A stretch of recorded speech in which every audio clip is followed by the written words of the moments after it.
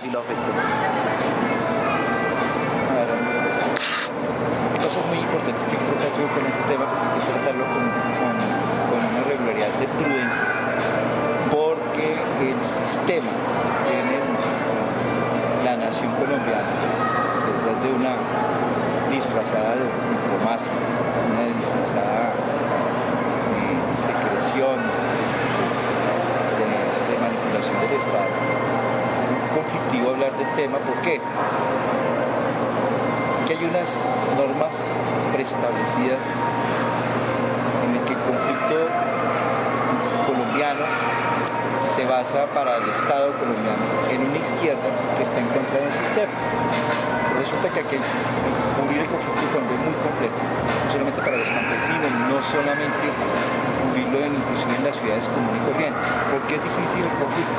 Porque aquí disparan de todas partes. El conflicto es un conflicto que lleva 50 años, es un conflicto que se agudizó en los años 70 y 80 con el narcotráfico, y se agudiza cuando las FARC, el ELN y el Quintín Islámico, que son movimientos fuertes guerrilleros en Colombia, se dan cuenta que la única manera de enfrentar al Estado era a través de las armas. Entonces hicieron el gran negocio del sistema tradicional del conflicto en el negocio de las armas a través del narcotráfico. El Estado, para enfrentarlos, tuvo que crecer su capital de fuerzas, el capital de trabajo del valor per cápita del país, tocó dividirlo, y hoy en día se puede hablar de que el 32.5% del valor per cápita del país y del presupuesto de la nación se van en conflicto armado. Entonces se lo dedican al fortalecimiento de la fuerza, pero en sí el conflicto no se acaba. Entonces, han venido 3 o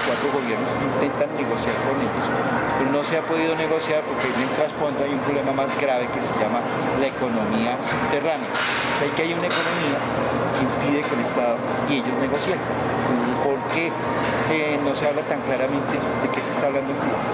Porque aquí hay un problema más de fondo, que no solamente es hablar de los pasos o los 5 puntos que se llaman del proceso, sino que al país no se le ha dicho qué se va a hacer con la reparación, qué se va a hacer políticamente con las FARC cuando ellos tienen demandas de... Bueno, pero exacto. Pero y el Estado... Siempre culpa a las FARC, siempre culpa a el Estado se encubre o paramilitares de delitos que se han cometido, porque el Estado indirectamente terminó haciéndole el juego a unos grupos que no se llaman paramilitares, sino se llaman autodefensa. Aquí hablan muy claro que en el medio periodístico se hablan de paramilitares. Los paramilitares es un ciudadano, la Policía Nacional es un paramilitar. ¿Qué significa un paramilitar? Militar fuera de lo... Es un paramilitar, es un uniformado civil que presta un servicio al Estado. Eso es un paramilitar. Un policía es un paramilitar, que es paralelo a la fuerza pública reglamentada por la Constitución, que se llama las Fuerzas Militares de Colombia. Por eso hoy la Policía Nacional pertenece al Ministerio de Defensa Nacional. Estos grupos se le determinan grupos de autodefensa, que se fortalecieron en el gobierno de Álvaro Uribe, cuando él crea, su gobierno siendo gobernador de Antioquia, crea las Convivir. Entonces le crea con un grupo de 200 hombres que les dan una credencial y les dicen: ustedes van a cuidar a los ganaderos y van a cuidar para que la vigilato y para que la guerrilla no se les tome los territorios. Esto se presentó y estos hombres llegaron a tener 14.000 hombres, una fuerza inusitada que terminó haciéndole el juego al Estado, haciendo el trabajo y haciendo el trabajo sucio. Entonces, a través de ese trabajo sucio se han cometido delitos de lesa humanidad, delitos atroces.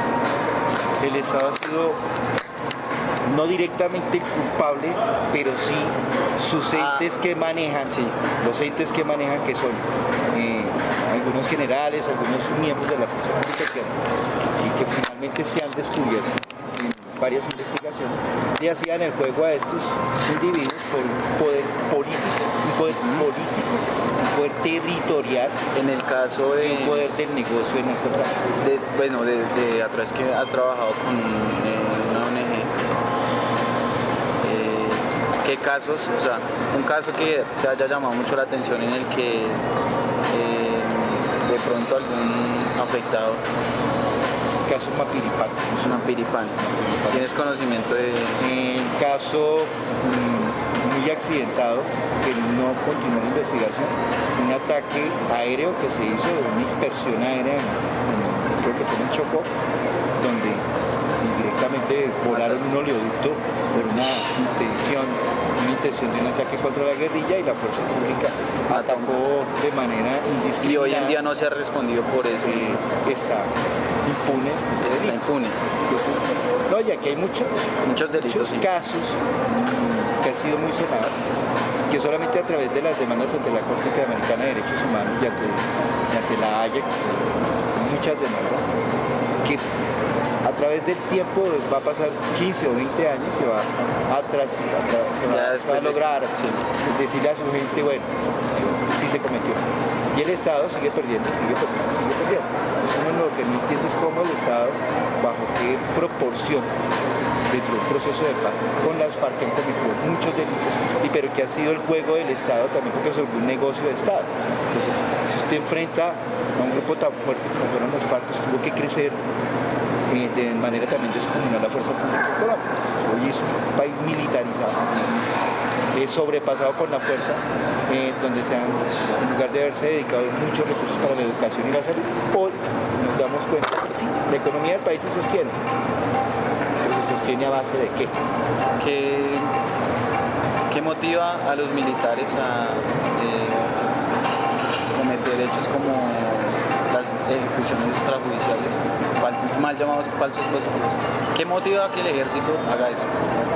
No, son individuos del ejército. Individuos del ejército. Son personas que yo creo que rompen ¿Será por ese afán de mostrar resultados, de decir que ellos van ganando la guerra? De alguna presión también, porque dentro de las fuerzas pues también hay gente que quiere subir mucho más rápido el poder y ejercer el poder. Entonces, cuando muestra resultados, sube más rápido. Mostrando resultados frente al Estado y al sistema, pues ellos obviamente van ascendiendo dentro de la cúpula militar, de la cúpula policial. A costa de la vida de personas. A costa de civiles, a costa de cometer errores tácticos militares.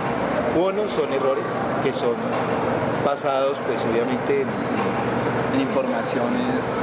No, hay dos aspectos que se tienen que tomar muy claros, que uno son accidentes, que sí se han presentado accidentes, que se ha podido demostrar que son accidentes humanos, y otros que han sido provocados. Los que sí son provocados ya sabemos por qué.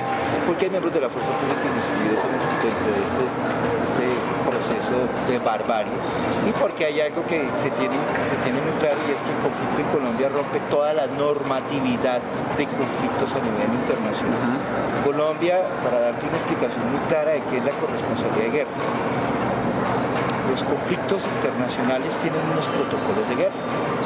Entonces, está el protocolo 1, el protocolo 2 de guerra, donde se habla muy claramente de la protección de los civiles en conflicto armado. Y el conflicto internacional